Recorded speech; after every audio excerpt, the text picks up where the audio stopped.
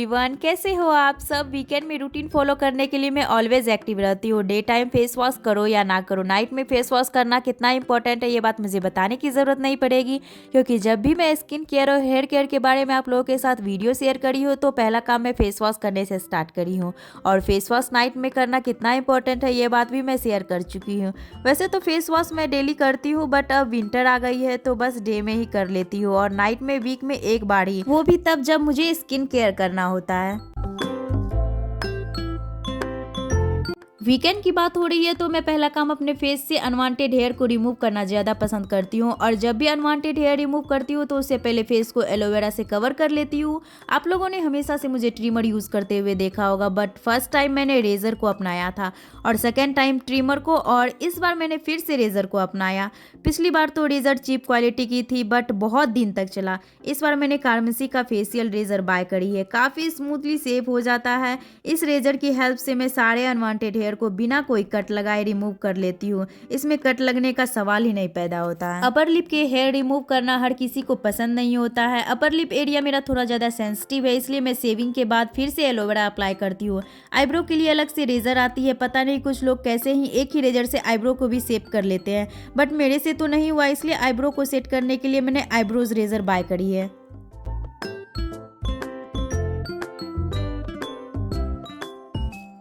मुल्तानी मिट्टी में chemical free use कर रही, क्योंकि जब भी मैं अपने फेस के अनवांटेड हेयर को रिमूव करती हूँ तो उसके बाद मैं अपने फेस पे केमिकल वाले चीज़ों को अप्लाई नहीं करती हूँ, क्योंकि जलन होने लगती है।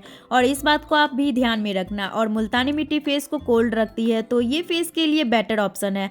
आप चाहो तो इसमें कर्ड या एलोवेरा जेल या फिर रोज़ वाटर भी यूज़ कर सकते हो, बट मैं सिंगल ही यूज़ करना पसंद करती हूँ।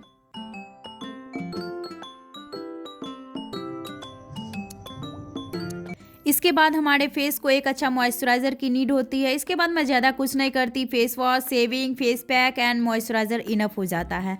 देन मैं हेयर केयर की ओर बढ़ती हूँ। डिलीवरी के बाद हेयर फॉल नहीं हुआ, उसके 1 ईयर बाद से हेयर फॉल स्टार्ट हो गया, और तब से मैंने हेयर सीरम को अपने लाइफस्टाइल में ऐड कर ली। सीरम लगाने से पहले हेयर को अच्छी तरह कॉम्ब कर लेती हूँ, इससे ब्लड सर्कुलेशन भी बढ़ जाता है। देन मैं सीरम यूज़ करती हूँ।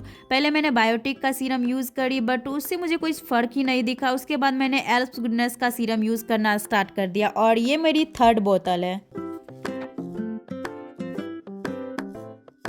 जैसा कि मैंने बताया अभी विंटर स्टार्ट हो गई है, तो मैं डेली हेयर केयर रूटीन को वीकेंड रूटीन में ऐड कर दी। नहीं तो आप मेरी तरह लेजी नहीं हो तो आप विंटर में भी डेली हेयर सीरम यूज़ करना। हेयर फॉल होने का एक और रीज़न भी हो सकता है कि आप ज़्यादा स्ट्रेस लेते हो, या नहीं तो जेनेटिक प्रॉब्लम भी हो सकती है। इसलिए मैं सजेस्ट करूँगी कि 15 से ऊपर वाले गर्ल्स या बॉयज़ जो भी हो लगाना स्टार्ट कर दो, क्योंकि एज के साथ रिस्पॉन्सिबिलिटी भी बढ़ती है, और रिस्पॉन्सिबिलिटी हेयर फॉल का शिकार होती है। तो समय के साथ हेयर केयर भी कर रही हूँ।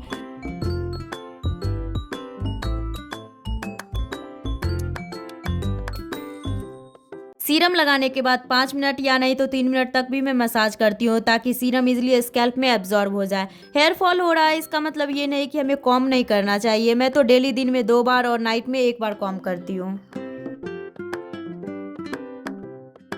अभी मेरे हेयर रूट से निकलकर ब्रेक होता है। पहले तो रूट से तो निकलता ही था, बट कुछ हेयर ऐसे थे कि रूट में रहता था और बीच से ब्रेक रहता था, जिससे हेयर का शेप बिगड़ जाता था। इसलिए मैंने सीरम चेंज कर दी और डाइट अच्छे से लेने लगी।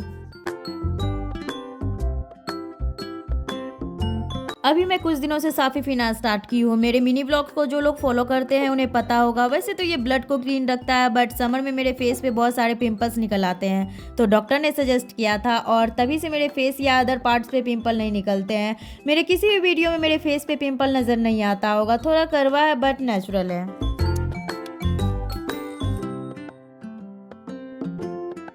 जितना पानी की नीड हमें समर में होती है उतना ही विंटर में भी होती है, तो मैं विंटर में भी उतना ही पानी पीती हूँ, क्योंकि बॉडी और फेस डिहाइड्रेट की वजह से ड्राई हो जाती है। आज की वीकेंड नाइट रूटीन यहीं पे एंड होती है, तो अभी के लिए मैं चलती हूँ। बाय।